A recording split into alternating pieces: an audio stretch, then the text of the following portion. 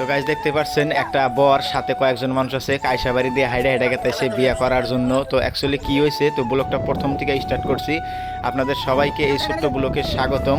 তো আমরা সবাই গেতেছি আজকে বিশিংয়ের চর, আমাদের বাড়ি থেকে বিশিংয়ের চর যারা চিনে না, ধুপড়িগেতে যে চেক পোস্ট এবং কি লঞ্চ চেক করে, তো ওই চরের নামই হলো বিশিংয়ের চর।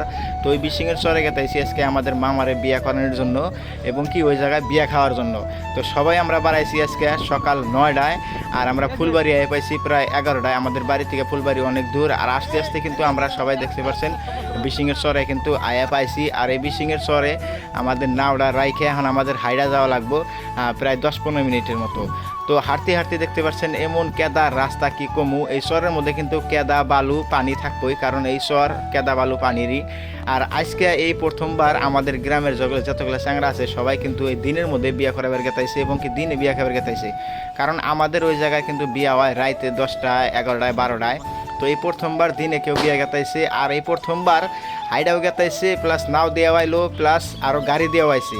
তো খুবই মজা লাগতাইছে এই বিয়ায় আয় নিয়া কি কমু।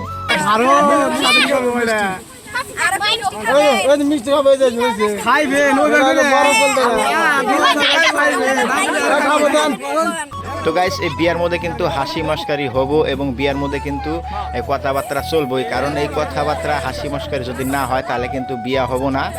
আর এই বিয়ার মধ্যে এগুলা অল্প স্বল্প চলবই, কারণ বিয়া মানেই হাসি মস্কারি, ঠাট্টা মস্কারি।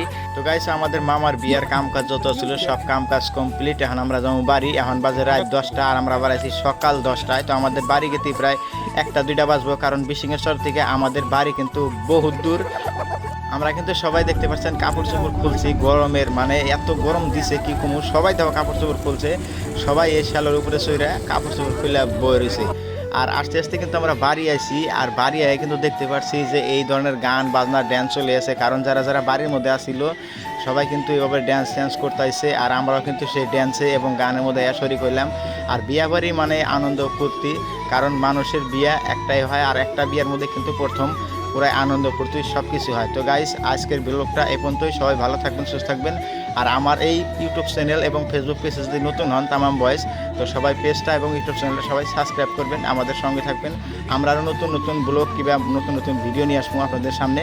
তো সবাই ভালো থাকবেন, সুস্থ থাকবেন।